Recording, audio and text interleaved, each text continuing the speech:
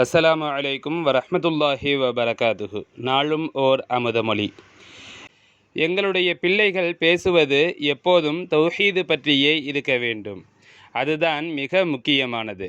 தௌஹீது சம்பந்தப்பட்ட விஷயங்களை பேசும்போது அதே நிலையில் நாம் இருந்து கொண்டிருக்கும்போது, அந்த இயற்கையின் தொடர்புகளை வைத்து கொண்டிருக்கும்போது எங்களுக்கு என்ன ஆகும் என கேட்டால், அதனுடைய முன்னேற்றம்தான் உண்டாகுமே அல்லாது அதற்கு கீழே போவதற்கான எந்த வழியும் எங்களுக்கு ஏற்படுவதில்லை.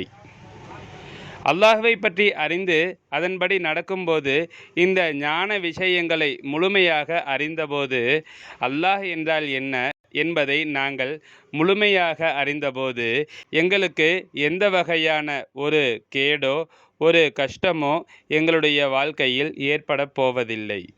ஆஹிராவுடைய உயர்வு அங்கிருந்து வந்து கொண்டே இருக்கும்.